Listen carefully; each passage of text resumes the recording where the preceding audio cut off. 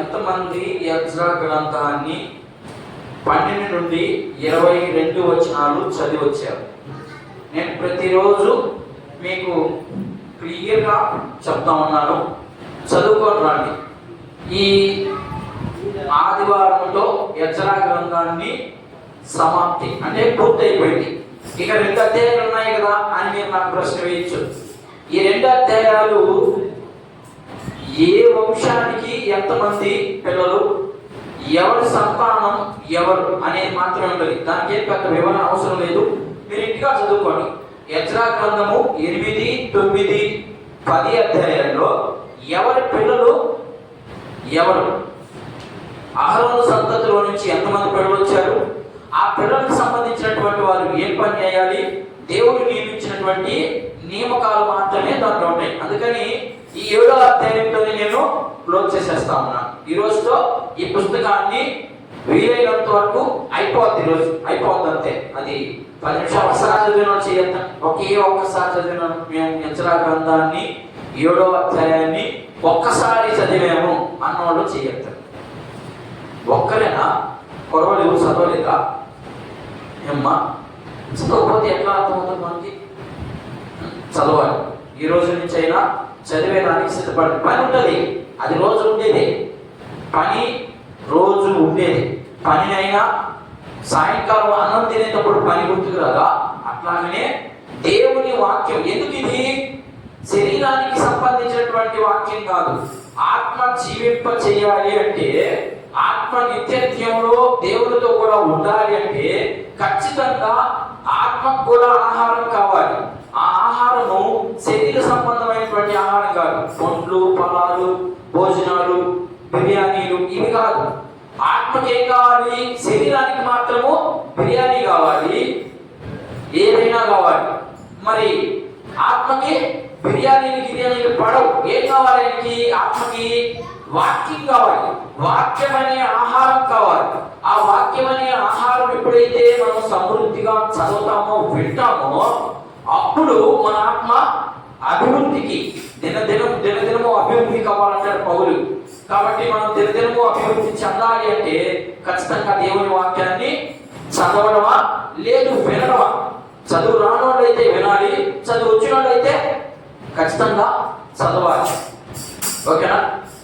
అందుకని రేపటి నుంచి అయినా చదువుకొనిచ్చడానికి సిద్ధం చేయండి. నేను ప్రసంగం అయిపోతుందనే అర్థమైంది మీకు. నేను ఎజ్రా గ్రంథం 7 అధ్యాయాలు చెప్పాను. కనీసం 12 వారాలు. 12 వారాలు అంటే ఎన్ని నెలలమ్మా? 12 వారాలు అంటే ఎన్ని నెలలు? 3 నెలలు.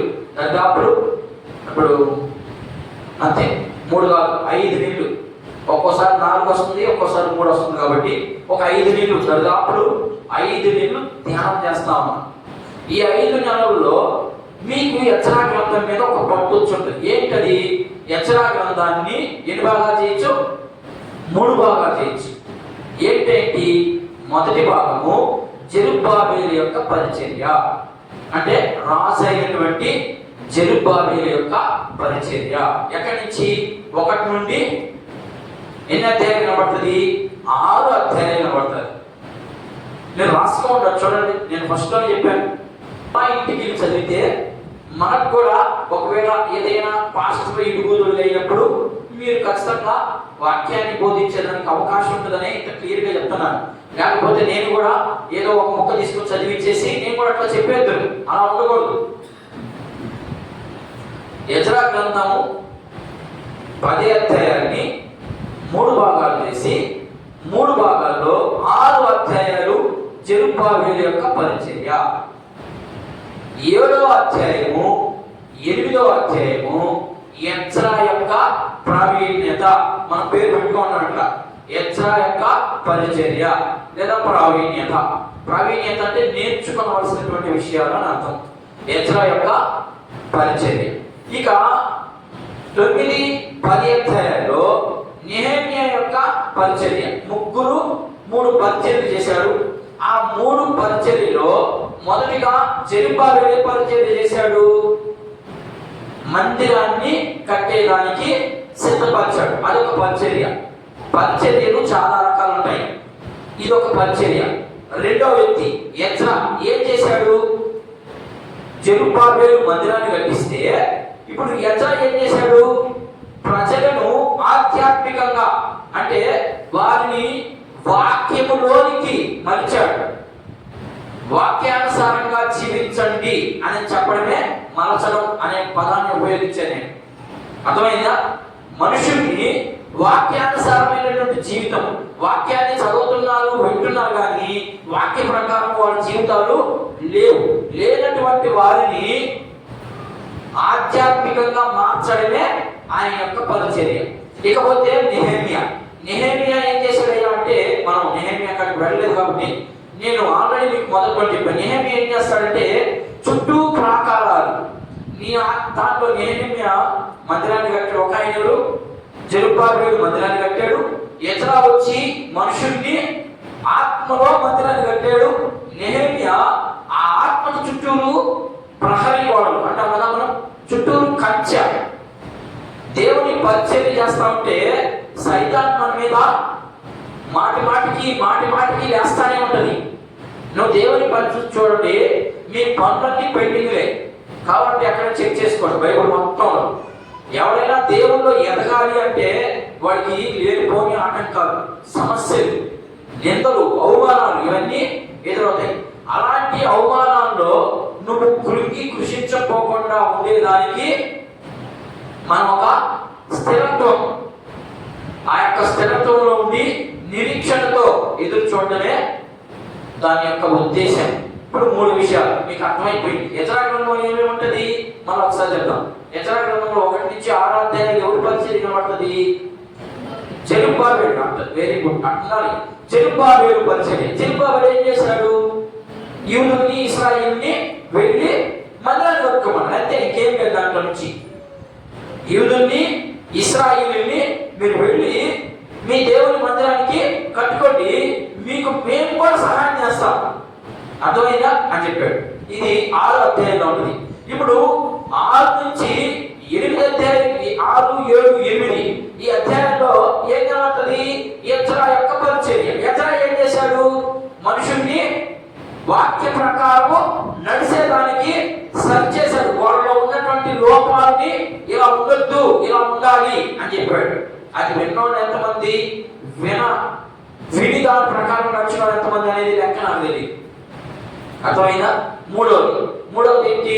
ప్రాకారాల యొక్క కట్టడం, ప్రాకారాన్ని కట్టడం. ఇది ఎజ్రా గ్రంథాన్ని 3 భాగాలుగా మనం విభజించడం జరిగింది. అందులో మొదటి భాగాన్ని క్లోజ్ చేసుకొని 2వ భాగానికి వచ్చాము. అంటే ఎజ్రా యొక్క పరిచర్య లేదా ప్రావీణ్యత ఎటైనా ఉంటాయి. అందులో మనం ఒక భాగాన్ని తీసుకొని ఏ పేరు పెట్టుకున్నామయ్యా అంటే ఎజ్రా యొక్క ప్రావీణ్యత. ఎజ్రా ఏంటి ఆయన గొప్పతనం, ఆయన దేవుల్లో అంత ముందుకి కొనసాగడానికి బలమైన కారణం ఏంటి అనే విషయాన్ని నేర్చుకుంటూ మొదటి భాగాన్ని మొదటి నుంచి 8 వచనాలు చెప్పాను నేను. ఆయన 1వ వచనం నుంచి 7వ అధ్యాయము 1వ వచనం నుంచి 11 వచనాలు ఒక భాగం చేసి ఎజ్రా ప్రావీణ్యత అని పెట్టి దానికి పేరు, దాన్ని మనము కొనసాగిస్తాము. అందులో 2వ భాగం ఈ అధ్యాయానికి అంతా 7వ అధ్యాయం నుండి 1 నుండి 22 వచనాలకి ఈ పేరు పెట్టి అందులో తొలి భాగం 1 నుండి 11 వచనాలు అయిపోయాయి. ఇకపోతే 11 వచనాలు మాత్రమే ఉన్నాయి. ఈ 11 వచనాలలో దేవుడు ఏం చెప్పబోతున్నాడు, అసలు బైబిల్ ఏం మాట్లాడుతుంది అనే విషయాన్ని మనం అర్థం చేసుకున్నాం. మొదటిగా 7వ అధ్యాయము 12వ వచనాన్ని ఒకసారి చదువు. 12, 13, 14 వచనాలు ఒక భాగం చేసే మళ్ళా దీంట్లో చదువునండి. రాజైన అస్తహస ఆకాశమందరి దేవుని ధర్మశాస్త్రమందు శాస్త్రియు యాజకులైన ఎజ్రాకు క్షేమము మొదలగు ఏమి రాస్తున్నాడు రాజు అంటే 12వ వచనం నుంచి 14వ వచనం వరకు 12 నుండి 14 వచనానికి దీనికి ఒక పేరు పెట్టడం జరుగుతా ఉంది. ఏంటంటే రాజు యొక్క లేఖ. అర్థమైందా? రాజు యొక్క లేక రాజు ఎజ్రాకి ఉత్తరాన్ని రాసి పంపించాడు. నేను ఆల్రెడీ మీకు చెప్పున్నాను ముందులోనే, పోయిన వారం చెప్పాను. ఇప్పుడు లేఖ రాసిచ్చాడు. లేఖ రాసి ఏం చెప్తున్నాడయ్యా రాజు ఎజ్రాకి అంటే, నీవు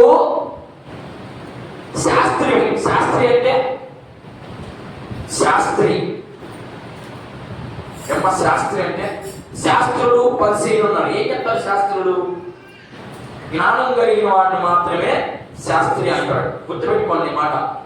నువ్వు చాలా జ్ఞానం కలిగిన వ్యక్తివి, అందులో నీకు ధర్మశాస్త్రం అంతా కూడా పూర్తిగా తెలుసు కాబట్టి నీ వెళ్ళి ఇశ్రాయేలులో కానీ లేదా యూదుల్లో కానీ ఎంతమంది అయితే మనస్పూర్వకముగా దేవుని మందిరాన్ని కట్టడానికి లేదా దేవుణ్ణి ఆరాధించడానికి ఎంతమంది అయితే వస్తారో వాళ్ళందరినీ తీసుకెళ్ళిపో అని రాశాడు ఈ లేఖలో.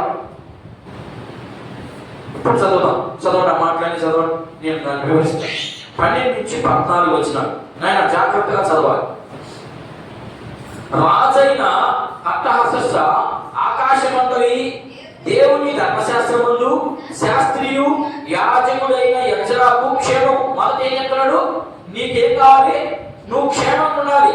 నువ్వు క్షేమంగా ఉన్నప్పుడు మాత్రమే అవతలి వారికి అన్ని అర్థమయ్యేటట్టు చెప్తావు.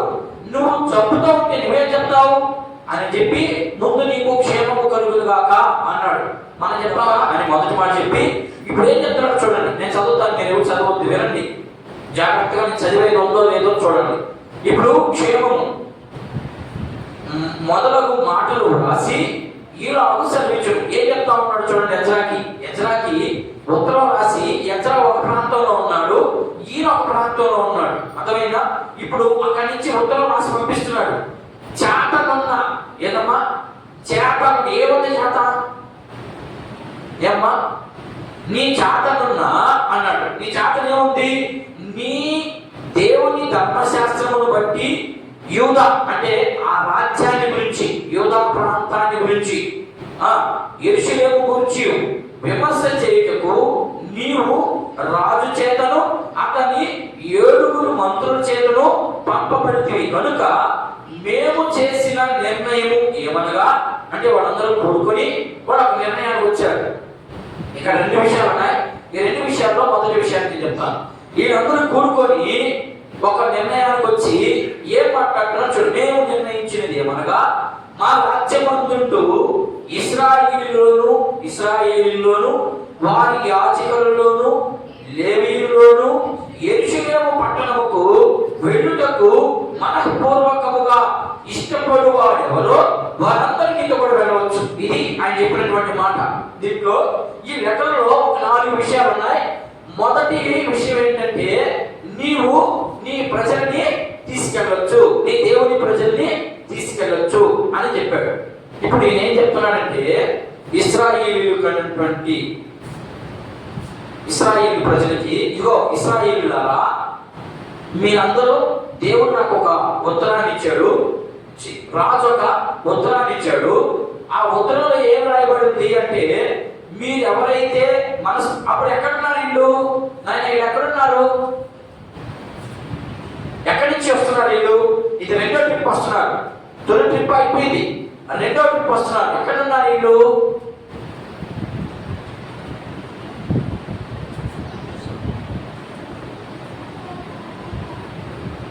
యెరూషలేములో మందిరం కడతా ఉన్నారు. వీళ్ళు ఎక్కడున్నారు? బబులోనులో ఉన్నారు. అర్థమైందా? బబులోను చెరలో ఉన్నారు. వీళ్ళు చెరలో నుండి ఈ ప్రాంతానికి 3 ట్రిప్పులు వచ్చారు. మొదటి ట్రిప్పులో 50,000 మంది వచ్చారు. మొదటి ట్రిప్ ఇది. ఎవరు తీసుకొచ్చారు? జెరుబ్బాబెలు తీసుకొచ్చాడు. ఎక్కడికి? యెరూషలేములో మందిరం కట్టడానికి. 2వ ట్రిప్పు ఎజ్రా బయలుదేరాడు. ఎజ్రా బయలుదేరి 2,000 మందిని తీసుకొచ్చాడు. అర్థమైందా? ఈ 2,000 మంది ఎన్ని దినాలు వచ్చారు యెరూషలేముకి ప్రయాణం? చెప్పాను నేను పోయిన వారం. ఎన్ని దినాలు ప్రయాణం? 4 నెలలు ప్రయాణం చేశారు సముద్రంలో. దాంట్లో ఎన్ని ఆటంకాలు, ఎన్ని సమస్యలు, ఎన్ని నిందలు, ఎలాంటి పరిస్థితులు కూడా వచ్చాయనే విషయాలు కూడా నేను చెప్పాను. మనము దేవుని పరిచయం చేయాలంటే వీళ్ళ మనకంటే మనం ఎక్కువ శ్రమను అనుభవించడం లేదు. వీళ్ళు భయంకరమైనటువంటి శ్రమను అనుభవించారు. మనకు శ్రమే లేదు, మనకు శ్రమే ఇవ్వలేదు దేవుడు. యేసు ప్రభు తండ్రి అయిన దేవుడు ఉన్న కాలంలో, అంటే ఇప్పుడు యేసు ప్రభు లేడా అని డౌట్ పడిపోయినాక యేసు ప్రభు కూడా ఉన్నాడు. మనం పాత నిబంధనకి కొత్త నిబంధనకి కొంత వేరియేషన్ గా మాట్లాడుకుంటాం కాబట్టి పాత నిబంధన అంతా తండ్రి అయిన దేవుని పరిపాలన, రెండవది కుమారుడు పరిపాలన అని మనం మాట్లాడుకొని విభజించుకొని మనకు అర్థమయ్యేదాన్ని పెట్టుకున్నాం అంతే. అప్పుడు యేసు ప్రభు వీడా ఆయన ప్రశ్న వేయదు, ఉన్నాడు యేసు ప్రభు. అప్పుడు ఆయన లేకుండా ఏమడు. ఎప్పుడు కూడా ముగ్గురు దేవుళ్ళు ఎప్పుడు ఉన్నారు. అర్థమైందా? ఇప్పుడు ఎచ్చా వచ్చాడు, 4 నెలలు ప్రయాణం చేశాడు. ఓకేనా? మరి నీ ప్రయాణంలో ఎన్ని శ్రమలు ఉన్నాయి, ఆయన ప్రయాణంలో ఎన్ని శ్రమలు ఉన్నాయి అనేది కూడా మనం నేర్చుకున్నాం. ఇక 3వ ట్రిప్పు నెహెమ్యా. అర్థమైందా? నెహెమ్యా ఏం చేశాడు? ఇంకో కొంతమందిని తీసుకొచ్చాడు. 1000 మందిలో 1500 మందిలో తీసుకొచ్చాడు. మొత్తం ఎంత అయింది? ఇప్పుడు ఎంత అయిందమ్మా?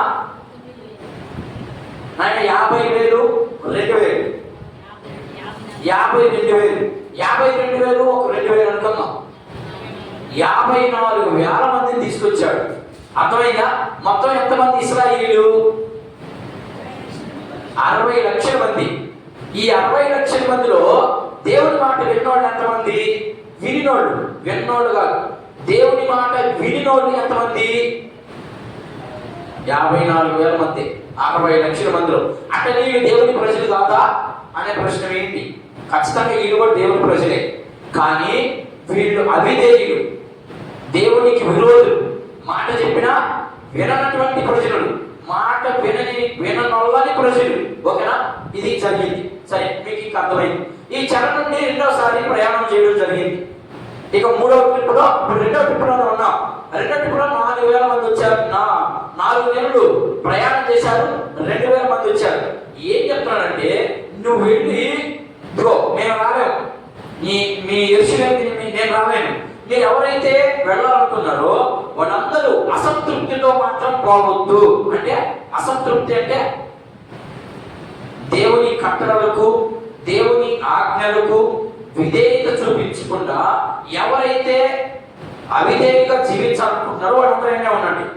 ఎవరైతే దేవుని మాట సంపూర్ణంగా విని వాక్యానుసారమైనటువంటి జీవితాన్ని జీవించాలనుకుంటున్నారో వారు మాత్రమే వెళ్ళండి అక్కడికి అని చెప్పి ఆ లెటర్లో ఉంది.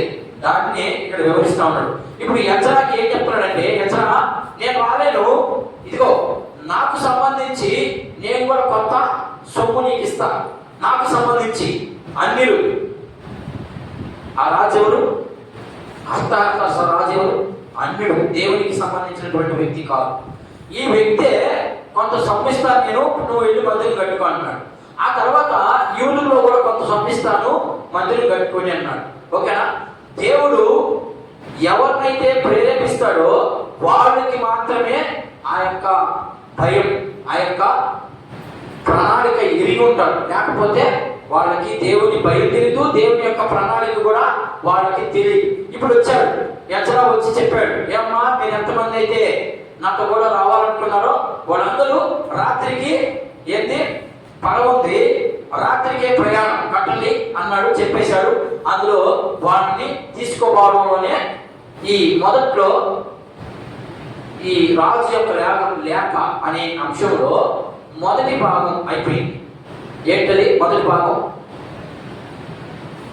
జనాన్ని తీసుకోవడం. అర్థమైందా? తీసుకొని పో అనేది ఒక భాగం, మొదటి భాగం. అర్థం కదా? చదవడం మనం మొదటి భాగం.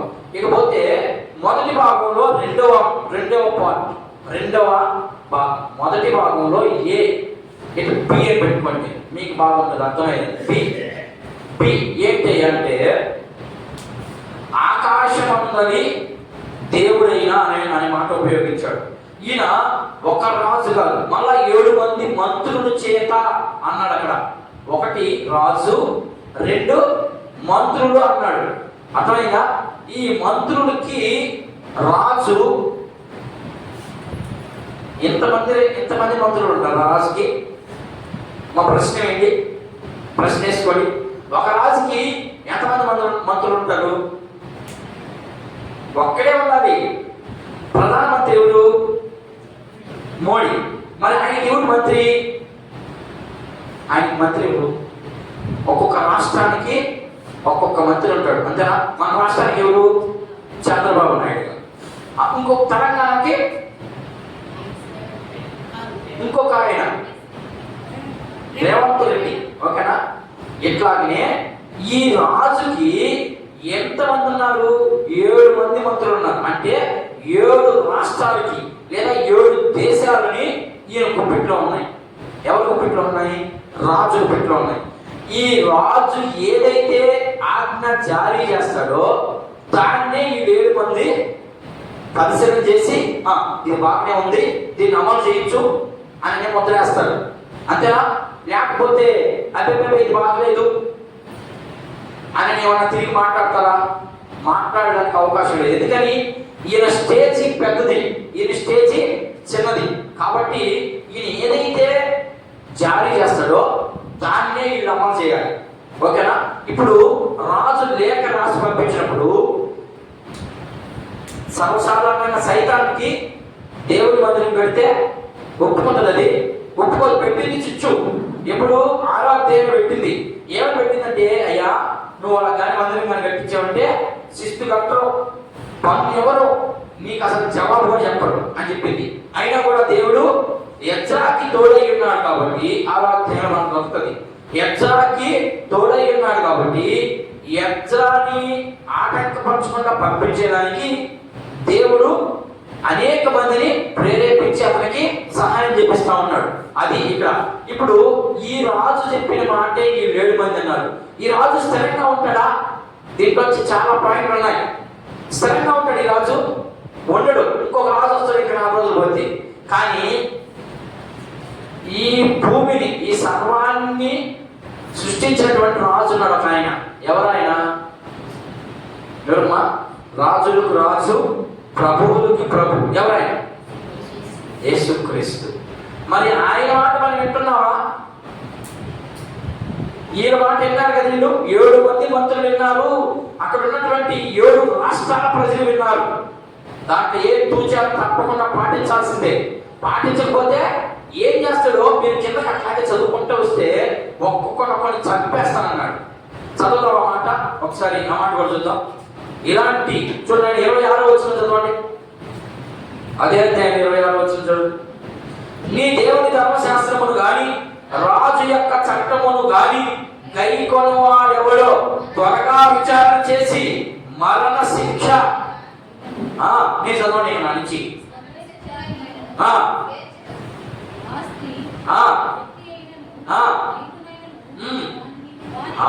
ఏమేం చేయాలంట? దేవుని మాట అంటే దేవుని మాట కాదు, రాజు మాట వినకపోతే ఏం చేస్తాడంట? వాడిని త్వరగా తీసుకురావాలి, విచారణ చేయాలి, వాడికి ఉన్నటువంటి ఆస్తిని జప్తి చేయాలి, ఆ తర్వాత మళ్ళా మరణ శిక్ష కూడా వేయాలి. ఈ ఆఫ్టర్ ఈ రాజు కొన్ని సంవత్సరాల నుండి పోతాడు. ఈ రాజు వీడు మాటే ఎంత క్లారిటీగా ఆ ప్రజలు పాటిస్తున్నారంటే, మరి ఈ భూప్రపంచాన్ని మొత్తం పరిపాలించే రాజు లేదా ఈ భూమినంతటినీ, ఈ సృష్టి అంతటినీ సృష్టించినటువంటి రాజు కొన్ని మాటలు ఇచ్చాడు మనకి. ఆ మాటలు మనం చేయకపోతే రేపు మన పరిస్థితి ఉంటుందో ఒకసారి ఊహించండి.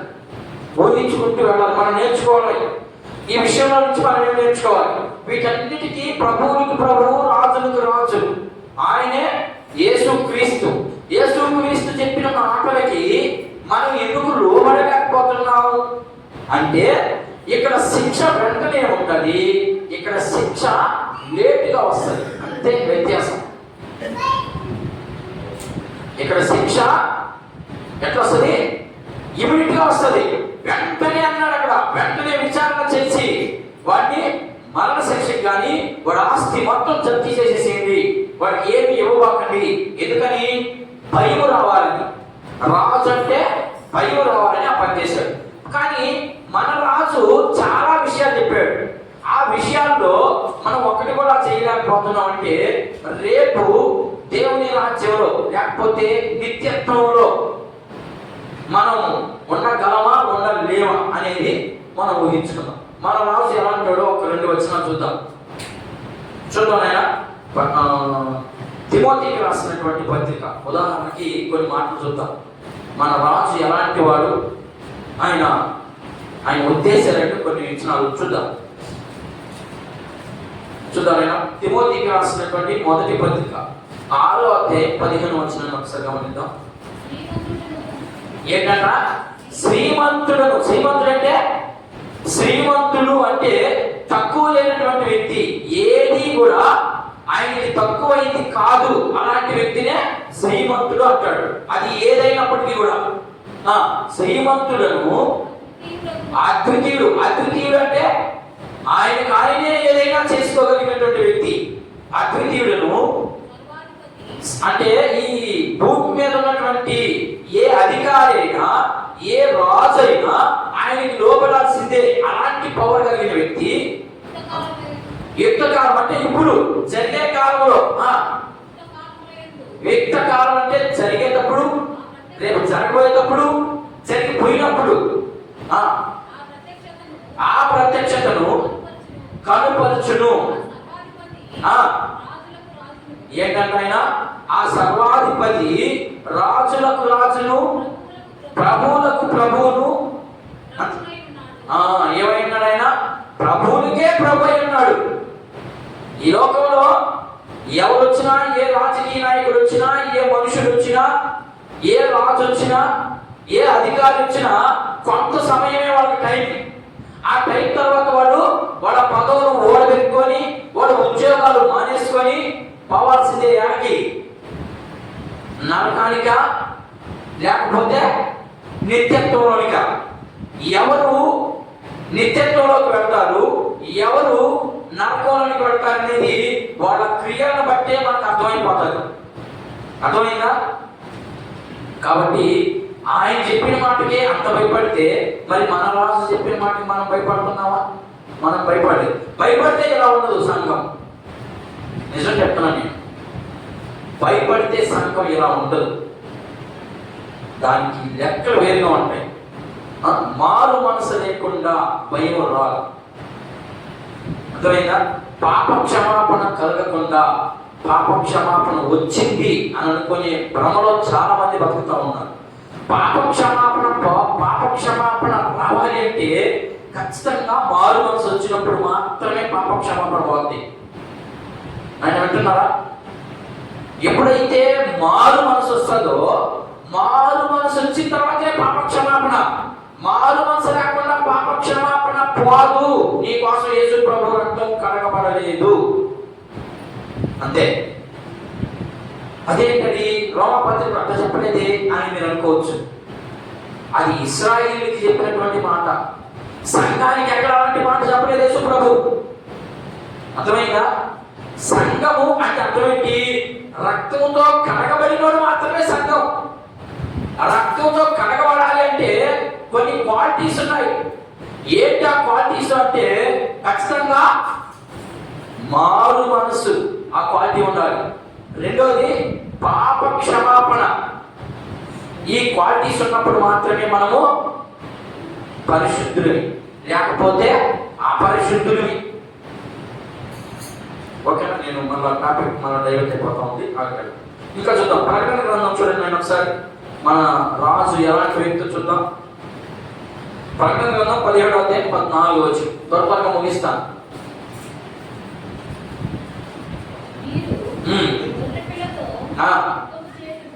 ఏమమ్మా ఆయన వల్ల చదువు. మీరు గొర్రె పిల్లతో యుక్తము చేతులు కానీ, గొర్రె పిల్ల ప్రభువునకు ప్రభువును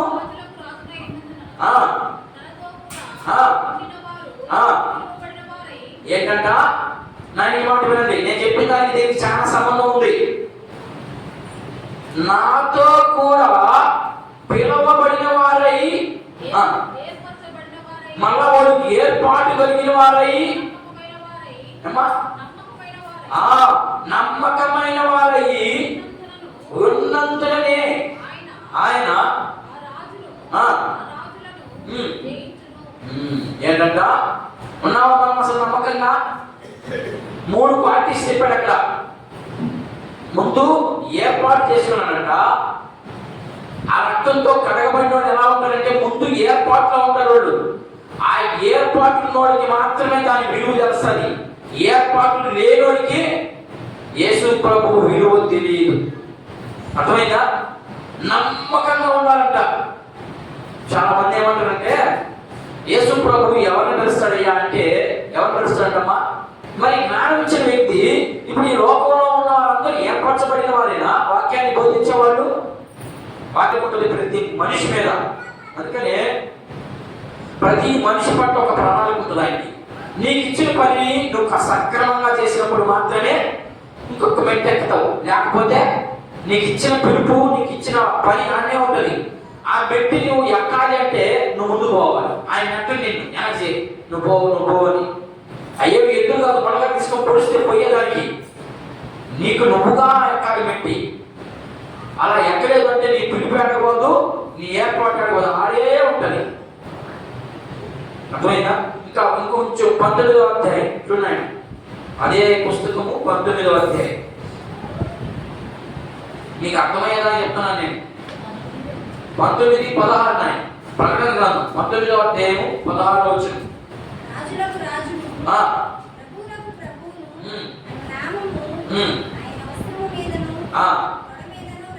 చాలు. ఆయన వస్త్రము మీద అన్నాడుగా. వస్త్రము అంటే అర్థం ఏర్పాటు చేసింది దేవుడు. రక్షించబడిన తర్వాత ఇక పాపం చేయరు అంటే చర్చలు అవసరం లేదు. పాపం చేస్తాం కాబట్టి దాన్ని సరి చేసుకునే దానికే చర్చి పెట్టేది. ఓకేనా? ఇది 2వ మాట. 3వ మాట 16 నుంచి 20 వచ్చిన చదువునాయన. ఇప్పుడు ఏం చెప్తున్నాడు?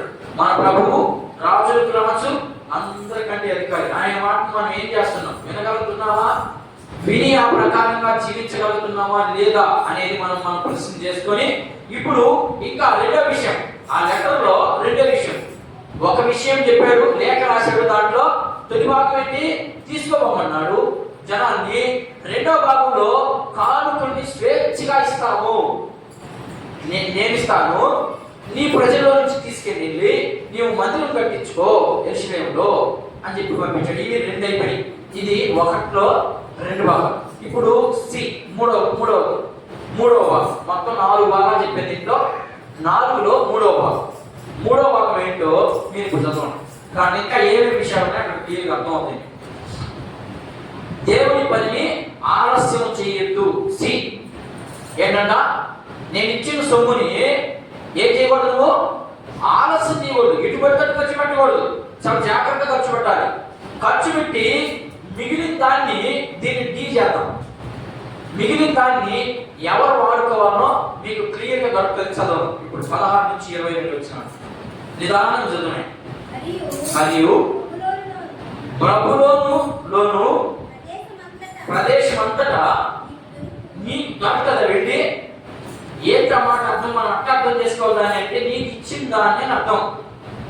నీకు దొరికిన దాన్ని, వెండి బంగారములను, జనులను, యాజకులను యెరూషలేములో ఉన్న తమ దేవుని మందిరమునకు స్వేచ్ఛగా అర్పించు వస్తువులను నీవు తీసుకొని పోవాలి.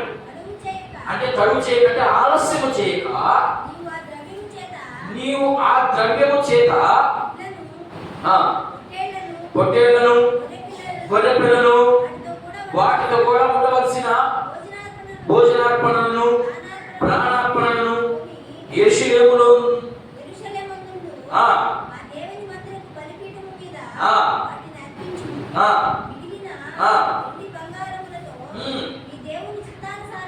ఏంటంట? దేవునికి ఒక ఇష్టానుసారం ఉంది. దేవుడు ఒకటి నియమించాడు. ఆ నియమించిన ప్రకారంగా చదువు. నీకును నీ వారికి యుక్తమని తోచిన దానిని చేయవచ్చు. మరియు సేవకులకు నీకు ఇయ్యబడిన ఉపకరణములను నీవు యెరూషలేము దేవుని ఎదుట అప్పగింపవలెను.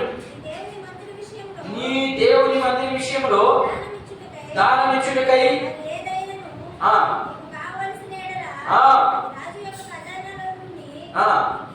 చాలు. ఇక్కడ ఏం చెప్తున్నాడంటే ఎన్ని వచ్చినా పెట్టింది దీన్ని ఆయన ఎన్ని వచ్చినాడు బిడ్డ? 26 వచ్చినాడు కదా, 20 కదా, 20 వచ్చినాడు. ఇప్పుడు ఏం చెప్తున్నాడంటే నీకు కావాల్సినటువంటివన్నీ కూడా మేము ఇస్తాం.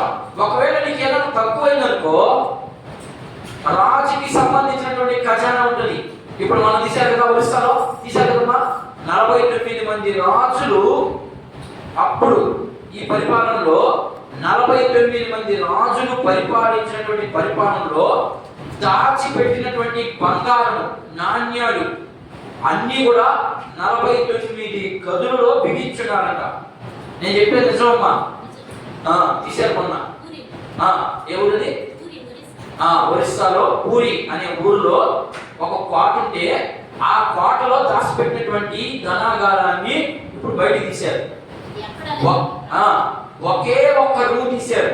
ఆ ఒక్క రూమ్కే ఎన్ని వేల కోట్లకి సంబంధించినటువంటి బంగారంలో తెలియదంట, అర్థం కావట్లేదంట. దాంట్లో పోవాలంటే అంత తేలిగ్గా పెడతారా? దాన్ని ఆ రాజులు, అక్కడ ఉన్నటువంటి రాజులు, ఈ శాస్త్రులు పరిశీలు ఏం చేసేవాళ్ళు అంటే వాళ్ళు ఈ యొక్క ప్రకృతి వాతావరణాన్ని బట్టి దెయ్యాలు ఉన్నాయి కదా వాటిని పెట్టేస్తారు. అక్కడ ఏదైనా డైరెక్ట్ ఎవరైనా పోయి ఆ పెట్టి తీస్తే చస్తాడు, వాళ్ళు చంపేస్తారు ఇచ్చి. అంత సిస్టమేటిక్ గా పెట్టినారు. దాంట్లో ఒకే రూమ్ తీసింది, ఒక్క రూమ్ మాత్రం తీస్తే ఎన్ని వేల కోట్ల సమయం తర్వాత ఉత్తర రాజ్యానికి ఎంతమంది రాజులు, దక్షిణ రాజ్యానికి ఎంతమంది రాజులు గుర్తు తెలీదా? తెలియదమ్మా. ఉత్తర రాజ్యం ఇశ్రాయేలీలుగా మార్చబడి, ఈ పేరు ఇశ్రాయేలు. వీళ్ళకి 21 మంది రాజులు. అర్థమైందా? రాసుకోండి. లేదా 20. అర్థమైందా?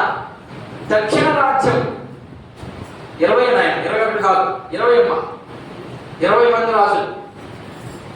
దక్షిణ రాజ్యం వీళ్ళు యూదులు, అంటే 2 గోత్రాల వారు. వీళ్ళని 19 మంది రాజులు. మొత్తం ఎంతమంది? 39 మంది. ఇప్పుడు అక్కడ ఎన్ని ఉన్నాయి అంటే ఇక 10 మంది రాజులు ఉన్నారు. వాళ్ళ పేర్లు బైబిల్ గ్రంథంలో లిఖించబడాలి. ఎందుకని? వాళ్ళు దేవునికి మంచి చేశారో చెడ్డ చేశారో తెలియదు. వ్యక్తి కూడా ఉన్నాడు.